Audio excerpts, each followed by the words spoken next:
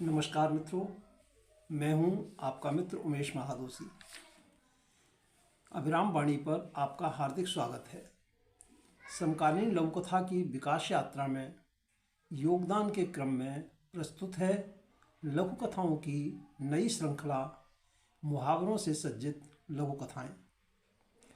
इस श्रृंखला में उन लघु कथाओं को प्रस्तुत किया जा रहा है जिनमें किसी न किसी रूप में एक या अधिक मुहावरों का उपयोग किया गया है। इस कार्यक्रम में प्रत्येक रविवार को एक या दो लघु कथाएँ प्रसारित की जा रही हैं। नई पीढ़ी की लघु कथाएँ कार्यक्रम के स्थान पर मुहावरों से सज्जित लघु कथाएँ कार्यक्रम अगली सूचना तक जारी रहेगा।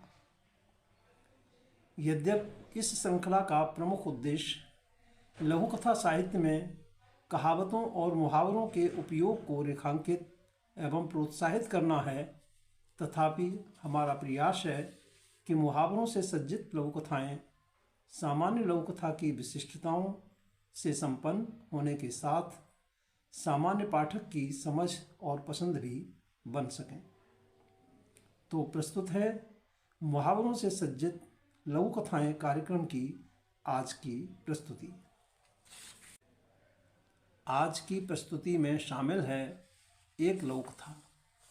सुश्री मिथिलेश राकेश जी की इस लघु कथा जिए न कौरा का वाचन उमेश महादोशी यानी मेरे द्वारा किया जा रहा है।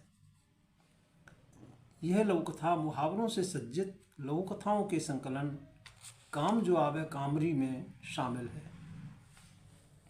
तो प्रस्तुत है सुश्री मिथिलेश राकेश जी की लघु कथा जिए न कौरा। अरे पवन कहाँ है? दादी को बहुत जोरों से भूख लगी है, कुछ खाने को दे जा बेटा।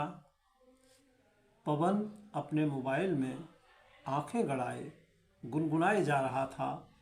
उसने कुछ नहीं सुना।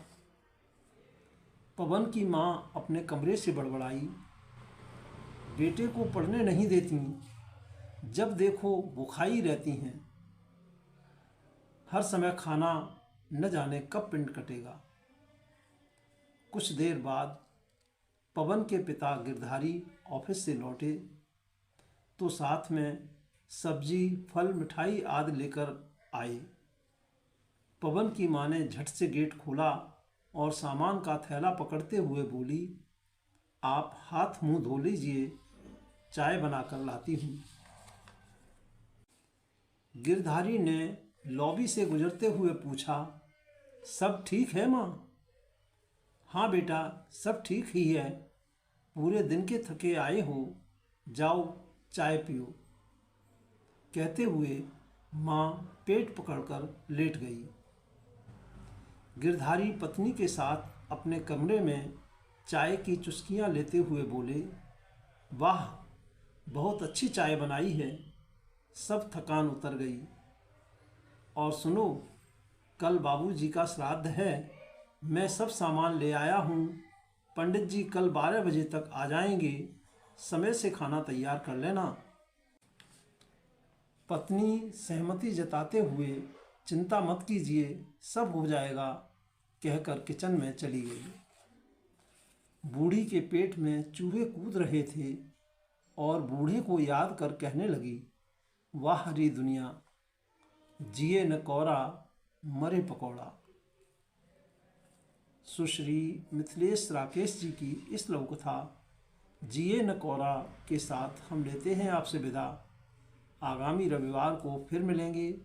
मुहावरों से सज्जित लघु कथाएँ कार्यक्रम की श्रृंखला को आगे बढ़ाने के लिए आप अपनी नियमित योजनाओं में सफल हों, जीवन में भरपूर ऊर्जा और उत्साह से आनंदित रहें। हार्दिक शुभकामनाएं। नमस्कार मित्रों।